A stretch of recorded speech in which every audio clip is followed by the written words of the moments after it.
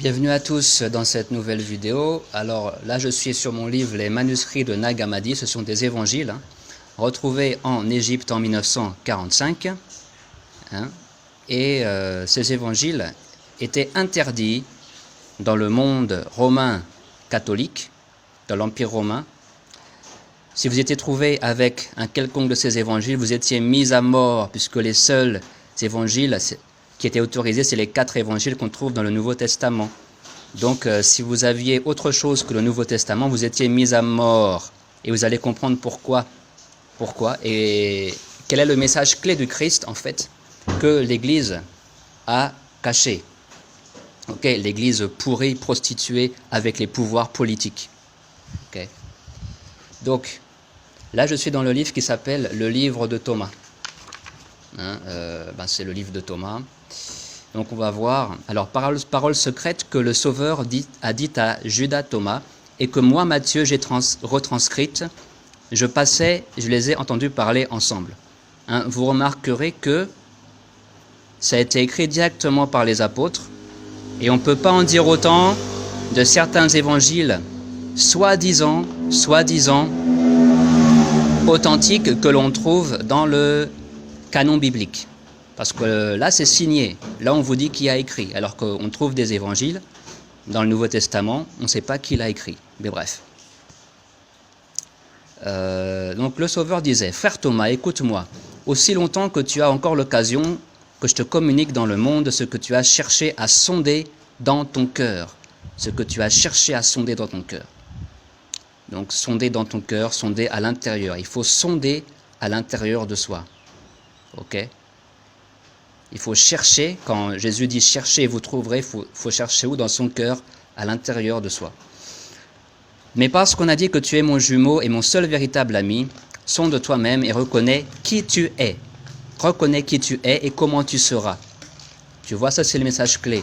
Sonde toi-même et reconnais qui tu es et comment tu seras. Sondez dans ton cœur, sonde toi-même, reconnais qui tu es et comment tu seras. C'est le message clé du Christ. Parce que tu es appelé mon frère, tu ne dois pas rester dans l'ignorance sur toi-même. Et je sais que tu as commencé à comprendre, car tu as déjà reconnu que je suis la connaissance de la vérité. Pendant que tu marchais avec moi donc, tu as déjà, bien que ne le sachant pas, obtenu de la connaissance. Et tu seras nommé plus tard l'homme qui se connaît lui-même. Regardez-moi ça. L'homme qui se connaît lui-même. Car quiconque ne s'est pas connu lui-même n'a rien connu. Ok?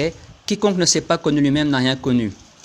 Vous les soi-disant prêtres, pasteurs, révérends, bishops, vous les imams, vous ne vous connaissez même pas vous-même.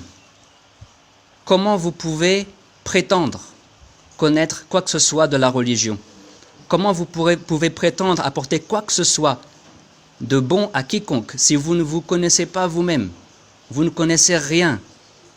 Ok? Et vous cachez le message du Christ, le message de tous les prophètes. Vous le cachez. Volontairement. Car quiconque ne s'est pas connu lui-même n'a rien connu. Mais celui qui s'est connu lui-même a déjà obtenu une connaissance sur la profondeur du tout. C'est donc pourquoi tu as seul, mon frère Thomas, aperçu ce qui est caché aux hommes, à savoir ce sur quoi, s'ils ne le remarquent pas, ils chutent. Ils chutent. Donc pourquoi il faut se connaître soi-même? Il a dit, celui qui s'est connu lui-même a déjà obtenu une connaissance sur la profondeur du tout. La profondeur du tout. La profondeur du tout. C'est ça que vous devez chercher. En vous-même, il y a la profondeur du tout. Parce que Dieu est tout, en tout, partout. Donc tu veux connaître Dieu, tu dois sonder ton cœur. Regarder en toi-même. Ça, c'est la méditation. Les gens ne veulent pas que vous méditiez. Ils ne veulent pas que vous cherchiez Dieu en vous-même et que vous sachiez qui vous êtes. Parce que celui qui se connaît lui-même a connu son Seigneur et n'a pas besoin de religion. Il n'a pas besoin de se dire musulman, se dire chrétien, se dire juif, appartenir à une quelconque secte. Tu vois, celui qui se connaît lui-même, c'est bon. Il a connu Dieu, il a besoin de rien. Donc il n'a pas besoin de religion, donc il Il n'a pas besoin d'être manipulé. Parce que la religion, c'est de la manipulation en fait. Si on vous cache le message des prophètes, le message de Christ, c'est de la manipulation. Voilà. Donc je m'arrête là. Je voulais juste donner le message clé de l'évangile. Parce que j'ai parlé de la renaissance. Donc la renaissance, ou la seconde naissance, ou la résurrection, c'est ça. C'est se connaître soi-même. Et quand on se connaît soi-même, on connaît la profondeur du tout. Quand on se connaît soi-même, on connaît Dieu. On connaît Dieu le Père, parce que le Père est l'origine de tout l'univers.